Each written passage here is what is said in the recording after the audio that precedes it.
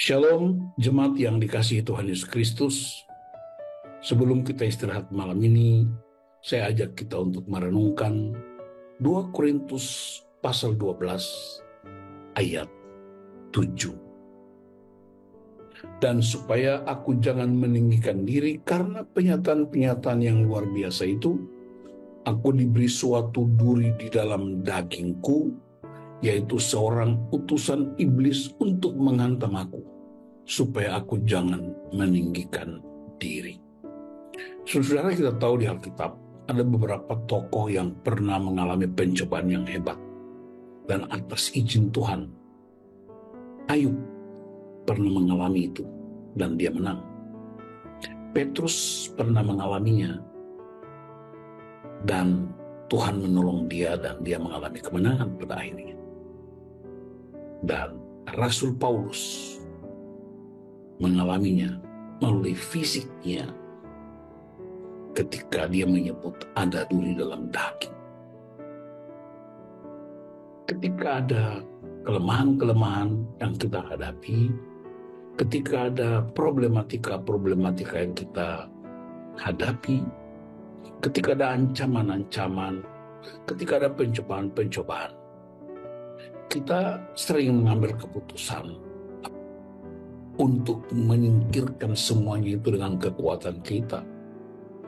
Tapi perhatikan, Rasul Paulus bahkan berseru 3 kali memohon kepada Tuhan supaya Tuhan singkirkan utusan iblis itu. Dia menyebut kelemahan-kelemahan itu adalah utusan iblis. Pada 2 Korintus 12 ayat 8, tentang hal itu, aku sudah 3 kali berseru kepada Tuhan supaya utusan iblis itu mundur dari hadapanku. Di situ pengakuan Paulus bahwa dia tidak bisa menghantam iblis itu dengan kekuatan dirinya, tapi dia butuh otoritas dan kuasa Tuhan. Tapi apa jawab Tuhan? Tuhan bilang, cukuplah anugerahku bagimu, sebab justru dalam kelemahanlah kuasaku menjadi sempurna. Dan Paulus bilang, sebab aku lebih suka bermegah atas kelemahanku, supaya kuasa Kristus turun menaungi aku. Disinilah prinsip kerendahan hati. Karena itu seorang hamba Tuhan namanya Dietrich Bonhoeffer di zaman Nazi Jerman, dia bilang, jangan menakar seseorang dari pencapaian-pencapaiannya, bahkan kegagalan-kegagalannya, tapi takarlah seseorang dari penderitaan-penderitaan yang dia hadapi. Ayat ini mau mengingatkan kita bahwa Tuhan tidak tertarik dengan kelemahan-kelemahan yang ada pada kita. Tuhan tidak tertarik dengan pencobaan-pencobaan yang kita hadapi. Tapi Tuhan lebih tertarik pada komitmen kita, kesetiaan kita, ketegaran kita dalam masa sukar. Dan dia beri kekuatan untuk menghadapinya. Saya ingat seorang Jenderal Douglas MacArthur, Kepala Staf Angkatan Darat di zaman Perang Dunia Kedua. Dia memimpin sekutu untuk mengalahkan Jepang dan dia mendapat penghargaan luar biasa dari pemerintah Amerika Serikat, bahkan dunia. Ketika anaknya berumur 14 tahun, Douglas MacArthur membuat sebuah doa dalam bentuk puisi. Dan doa itu diberi judul A Father's Prayer. Isinya, ya Tuhan, bentuklah putraku menjadi cukup kuat untuk mengetahui kapan ia lemah, dan cukup berani untuk menghadapi dirinya ketika ia takut. Seseorang yang akan percaya diri dan mengakui dengan jujur kekalahannya, serta rendah hati dan lembut dalam kemenangan. Bentuklah putraku agar keinginannya adalah untuk tidak mengambil tempat dalam kumpulan pendosa. Seorang anak yang mengenal Engkau dan yang mengenal dirinya sendiri sebagai dasar dari segala pengetahuannya.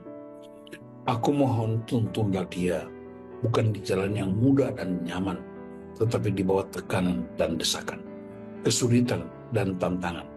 Biarkan ia belajar untuk berdiri di tengah badai. Biarkan ia belajar untuk mengasihi mereka yang gagal. Bentuklah putraku untuk memiliki hati yang jernih, yang memiliki cita-cita luhur.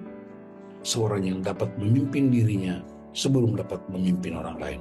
Seorang yang akan mencapai masa depan, tetapi tidak pernah melupakan masa lalu.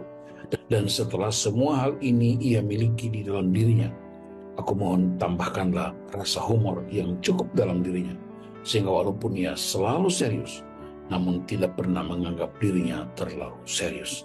Biarkan ia rendah hati, sehingga ia dapat selalu mengingat kesederhanaan dan kebesaran yang sejati. Pikiran terbuka atas kebijaksanaan dan kelembutan dari kekuatan sejati. Saudara, sering sekali kita berdoa supaya Tuhan singkirkan badai, singkirkan problem, singkirkan pencobaan-pencobaan. Tapi Alkitab mengingatkan kita menurut 2 Korintus 12 ayat 7, 8, dan 9. Justru Tuhan tidak singkirkan badai. Tuhan tidak singkirkan pencobaan. Tapi dia beri kekuatan untuk menghadapinya. Ada lagu yang cukup populer, saya mau nyanyikan buat saudara di tanggal 30 April ini.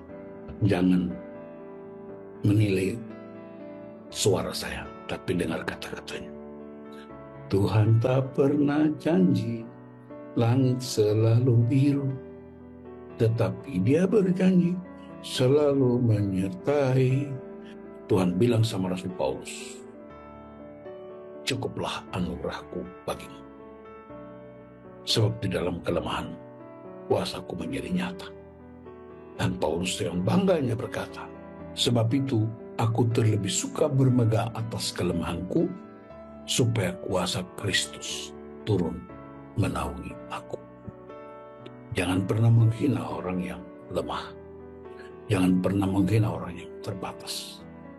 Jangan pernah menghakimi orang yang mengalami berbagai macam problematika. Sebab di sana kuasa Tuhan menjadi nyata. Tuhan Yesus memberkati saudara. Haleluya. Amin.